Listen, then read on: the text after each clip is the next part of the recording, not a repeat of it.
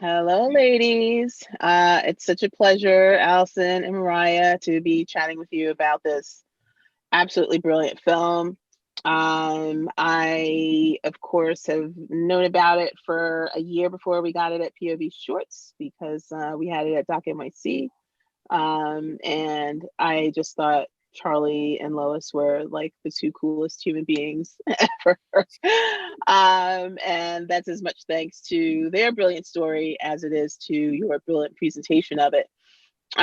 So yeah, let's jump right in. I'd love to find out how you found out about Charlie and Lois at first, and how you got connected to be able to tell their story. Yeah, I mean, Charlie and Lois, when they went public with their collection in 2017, like it was worldwide news. And I found out about them through an NPR article. Mm-hmm. And I was immediately fascinated because I'd been filming insects and entomologists for National Geographic. And I grew up learning how to, my grandpa showed me how to like grow mosquitoes and mount butterflies. So I was always like fascinated with that. Right. And Charlie and Lois are super quirky characters. And so for me, it was like the perfect storm of a kind of a story that I love. So this mixture of insects and entomology, and then a really, really quirky couple. So I reached out to Nico Franz at Arizona State University, and he connected me with Charlie and Lois. And then it was just a matter of convincing them to allow us to come film. Excellent. And so it was go down to Arizona for a chunk of time, or did you spend some time getting to know them, building a rapport? Because they're super comfortable and familiar with you guys on camera. Yeah, so we went down originally thinking it was going to be like a 2-day shoot and we'd make a 5-minute film. And then Okay. And then it transformed 34 minutes later. Yeah. 34 minutes, 18 months later. So ultimately we filmed them 7 times over the course of that year and a half, where they went through the process of giving away their collection. Yeah, it was. No, I was going to bring you in, Mariah, and say I don't imagine you also have the background with bugs history. Like, what was your creative connective tissue?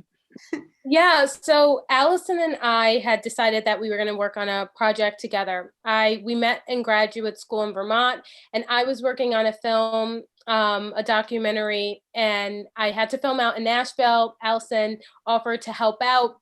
So we met there, and then from there we were like, it would be really nice to do a project. So we went through this process of looking into stories, and then she found out about this one, and it was an immediate yes. And from the East Coast right to Denver, and then shortly after to Arizona. So yes, it was my first time actually filming a story that focused on insects and bugs. And I like to say, I've been in nature before. It's been a part of my life for sure. But understanding the nuances of it in that way was a whole new world for me. But Lois and Charlie were just so welcoming when we came, and they're so warm. And they were used to, at that point, people seeing their collection and having interest in it. So they were comfortable in that avenue. It was finding out about who they were outside of their life as entomologists that took a little time. But overall, initially, they were like, yes, come in, look at our expansive collection of insects. And I know that Allison and I went in there and we were like, wow, this is pretty incredible. Yeah, they're really cute in their description of each other as, the world's foremost, and having, in re-reviewing the film to chat with you guys today, I noted how, Charlie was like, oh, Lois is the best now since he was battling Parkinson's later in life. But indeed, the both of them had gone, and with even government support around the world, and what made their collection so valuable. I believe it was 12 million. It was valued at for Arizona State. Yeah, 10 million. And was the fact that they had such a breadth and such specificity of variety in the bugs that they collected together. And it was just this, beautifully and also, quite impressive career that they undertook. Talk about how you, decided to tease that out through them. And I love the fact that they're like, look, we had no kids. Like this was our legacy, and what a legacy.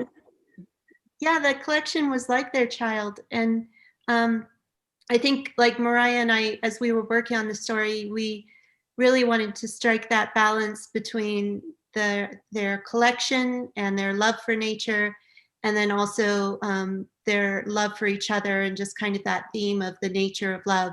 So in the end, we were really trying to balance those. And yeah, I think Mariah can talk more about that, because that was also like an issue that was really important to her. Mm-hmm.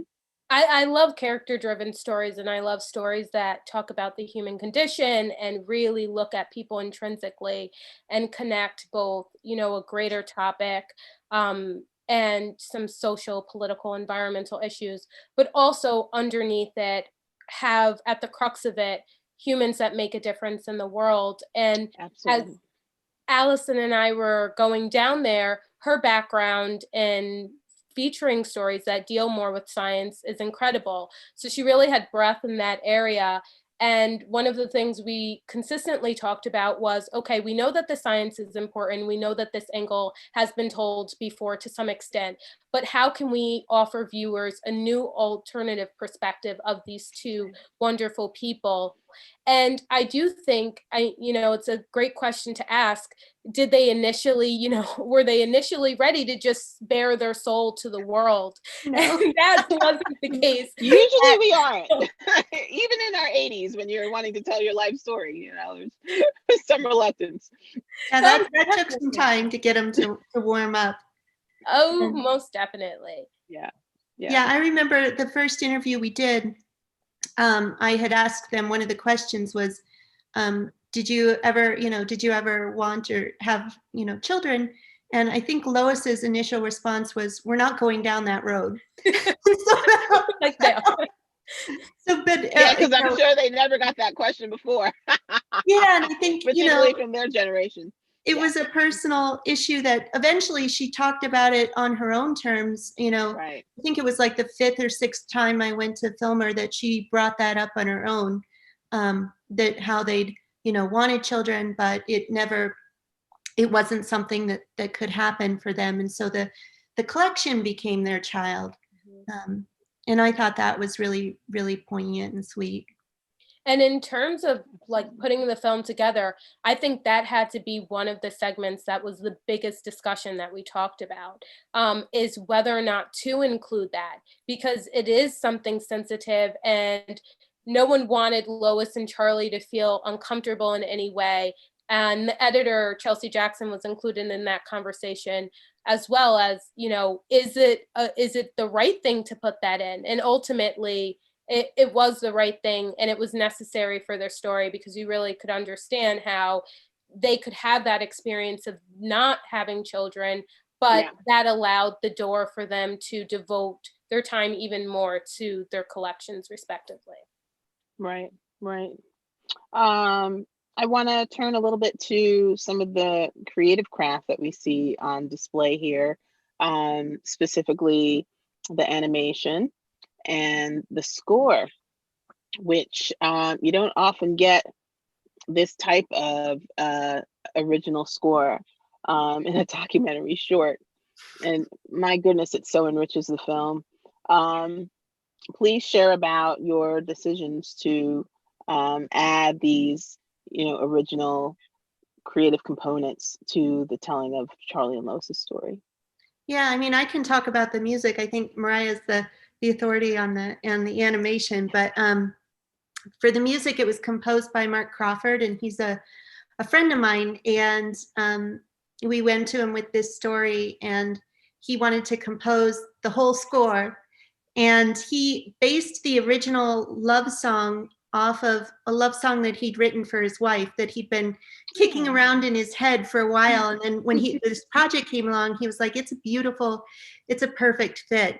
And then he tried to incorporate like insect sounds using instruments to mimic insect sounds. And then we, towards the end, we got some funding, and we were putting out feelers to get additional funding.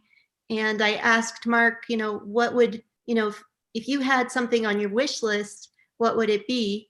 And he said a live studio recording. And I was like, okay, Mark, I don't think that's going to happen. I'll put it out there, and maybe a funder will decide that that's something they want to fund. And sure enough, somebody and was like, that's specifically what I want to fund. And so it was really, really cool. Like, we got to do a live studio recording. He brought in a bunch of local musicians, jazz musicians, a pianist, clarinets. It was awesome. And I think it really gave the film a different sound. It took it up a notch. Absolutely. It feels like something, you'd hear in like a Pixar, animation. It's just so charming. I love that. We've spoken a few times about this film, and that's like a new a revelation to me about this project. I love that. I didn't know that. Yeah, and it's available for free on Spotify now too, if people wanted to listen to the soundtrack. Yeah. We have to put the link up for sure. And then the animation? Yeah, we really wanted the insects to come to life. So Jenny Nichols did the illustrations. And I remember as Allison and I were traveling down there, we imagined watercolor insects really taking a life of their own along with the music. So we were really fortunate for Jenny Nichols to be on board to create those illustrations, and then for Mass Effects to do the animations. And I personally think that the stories wouldn't have hit as much if you heard them speak about it, but didn't have that incorporation of what it was like for them to be in the field. And we wanted to recreate that experience for audience members that aren't familiar with entomology. Right. Yeah, and we took the kind of like we wanted it to look like a vintage field journal, all the animations. Yes. So that was kind of like the aesthetic. And then Jenny, this was her first time drawing illustrations for a film, and she hand drew all of them. So nothing was created on the computer. Digital at all. My goodness. Again, when you put this kind of richness into the creative elements, it absolutely shows. It really, really makes the film shine. And I remember the first time showing it to the production team at POV, because normally our shorts episodes are shorter than the runtime of this film. And they were like, give the episode an hour. This film needs all 34 minutes. And yeah, I mean, come on, you don't want to lose a minute from this film. It's absolutely beautiful. I wanted to ask about Charlie and Lois's response to the film, because I know Charlie passed. Was it last year? Summer of last year. Mm-hmm. So and the film premiered sometime before then. So I'm sure he got to see it, the finished version. But did he get to see it with an audience? What was their experience of it after you've completed it?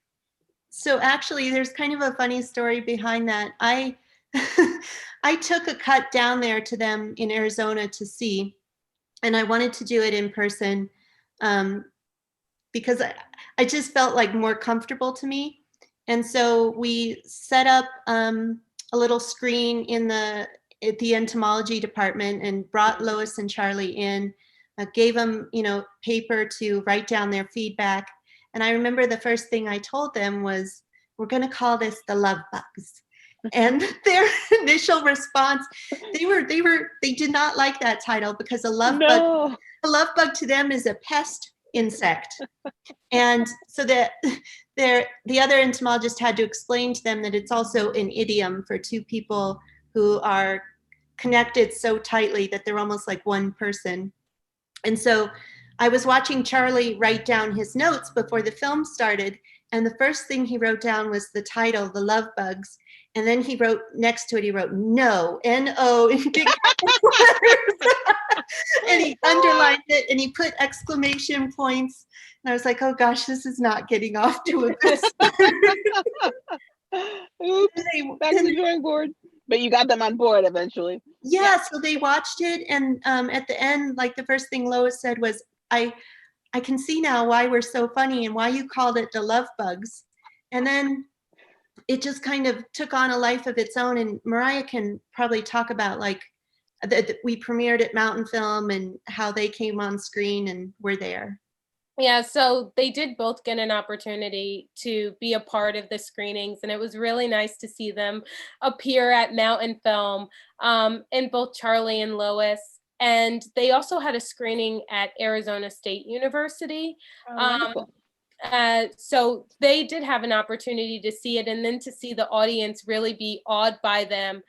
Because I think that a lot of people, again, in the entomology world know them. They're a big deal. They've had a guest book that dates back to the 1980s. So people are consistently frequenting, or at the time are consistently frequenting their house and just really partaking in all their knowledge. But having that moment in the outside of their scientific world, to see people be excited about them was nice to see. And I just heard that Allison, excuse me, Lois was having a screening at her, the home she's currently at, her retirement home.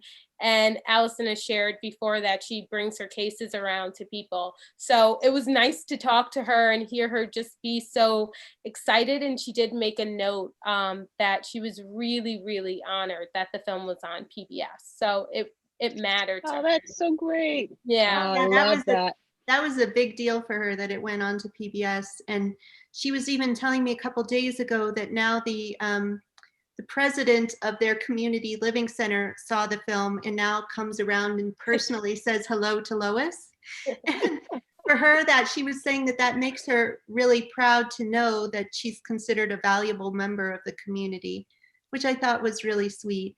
And she is going to participate in a few more Q&As, like with the Smithsonian and with Earth. Oh, that's fantastic. She's really excited to share her knowledge and participate and be a part of it all. Yeah, theirs is a beautiful, beautiful legacy. I'm so glad that you were able to tell their story while they both were here to enjoy it, and that their legacy carries on. Look, this is a perfect film for PBS and the educational components that's just inherent to who they are as individuals. So we are so glad to have this film and to be able to present it to our audiences. And I was so glad to speak with you both today. It's so good to see you. For my rolling digs here, my rolling studio. You're in your car and I'm in my bed. I'm usually in my bed. But yeah, we love this film, and thank you so much for coming to chat with me about it. Thank you so much for having us. It really is an honor. All right, well, we will hopefully do this in person sometime soon, but for now, I'm saying goodbye. Thank you.